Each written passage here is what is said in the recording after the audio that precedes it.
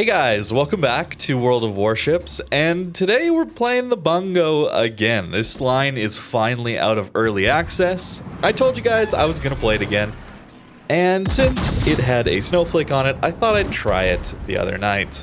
And we got two pretty good games. I'm just going to show you the best part of one of them, which is right here, just a nice little appetizer into the Bungo.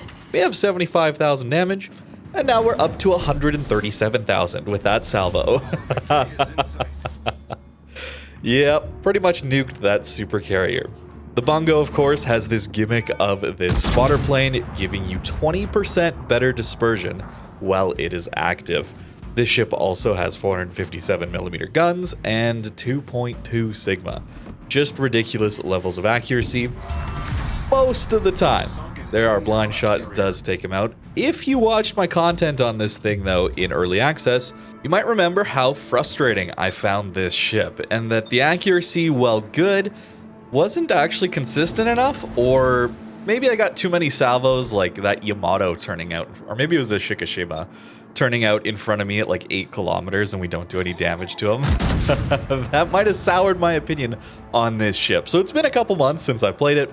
And these were my starter 2 games. In fact, this one was my first one. That salvo into that United States supercarrier was the second game. And I'm feeling pretty good about Bungo now. Maybe I'm letting these 2 games impact me a little bit too much, sway my opinion. But it worked pretty well, these 2 games. So for this one, we are playing central battleship positioning, of course, looking for opportunities to catch broadsides over on the A flank specifically. Just the way this map works, if you've played it a lot, you'll notice that people from the middle tend to either go towards these islands like I am on the right, or they're going to make their way over to the A cap, giving flat broadside to us if we hang out around the B cap. Henry there, good example of what we usually see, although he's turning out, so maybe we don't take a shot at him. You'll notice I am waiting. I am not just shooting HE in this ship, I am waiting for those AP salvos. I did swap over to HE a ton in early access, but I really wanted to test out and see where the AP was at here today, and it worked out reasonably well.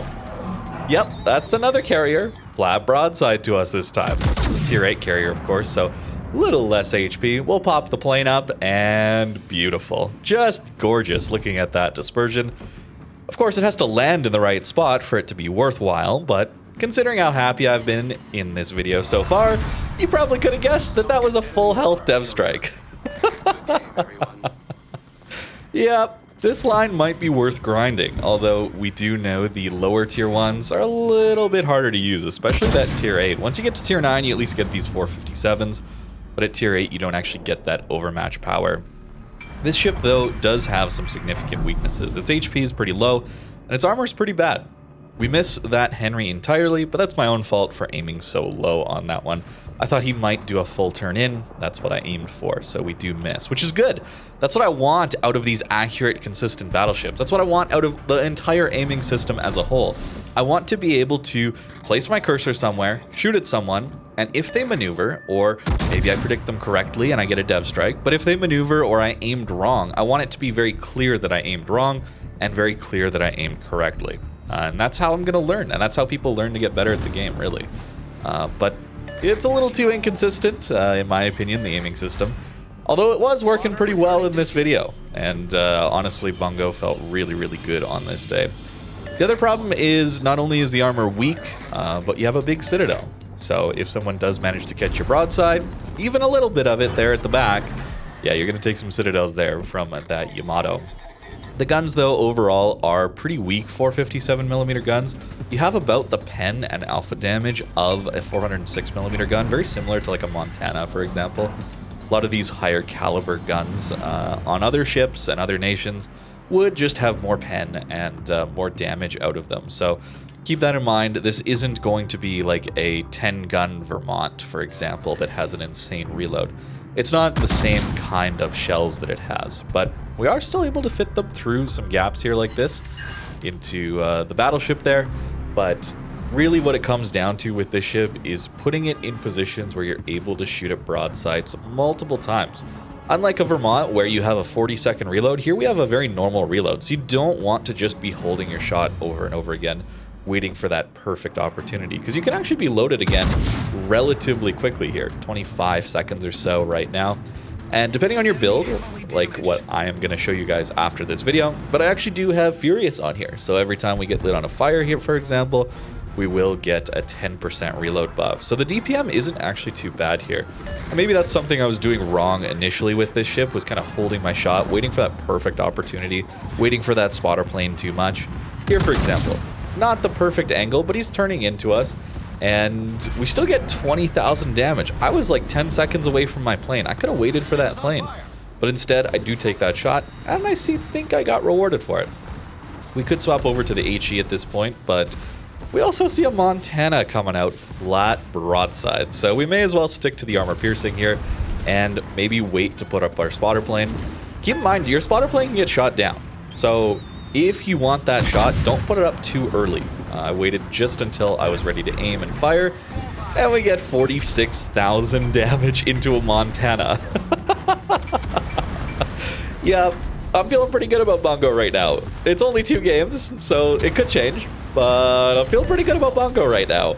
It's really, really, really fun to be able to have this consistent firepower when people go broadside. Of course, if people aren't going broadside, well, you might struggle a little bit more, especially ones that have more than 30 millimeters of armor. Against a lot of the cruisers, of course, tier 10 is just so painful for a lot of these older cruisers where there's just so much overmatch. Things like Hindenburg, where you used to be pretty tanky, but now you just get absolutely smashed. So Bungo isn't really going to help that situation, but if you do find yourself against Moskvas, Napolis, Petros, for example, it can be a little rough as a Bungo player. Also, angled battleships can be difficult to deal with. That's where you might want to swap over to the high explosive. The shell velocity, though, is a major pain point. Notice we still have our plane available to us as well. It's kind of crazy that we put it up so long ago for that Montana, and we still have it available for this shot into the Moskva. I don't quite lead it enough. I think there was a bit of desync there. That's why that splashed towards the back of them. And the only citadel we got was the farthest forward shell. So I needed to aim a little bit further ahead. No plane this time, though, but we still have pretty decent base accuracy in Sigma. So even though we don't have a plane, this salvo looks reasonably accurate here as the Moskva turns back in, actually. That's pretty good accuracy, even without the spotter plane. And there we go. Oh, it's so nice. It's so nice to have that as an option. When someone goes broadside, you just do good damage to them. Most of this game, it's either been I've misaimed or someone's broadside and they're taking citadels. And that's what I'm looking for. I do think Bungo does have enough weaknesses, though, where it's squishy enough that I think it's not going to be insanely OP. I think if you can get overrun pretty quickly with this ship. And if you get too greedy with the build, like I might be a little too greedy with this build, but it is something where the ship can die pretty quickly.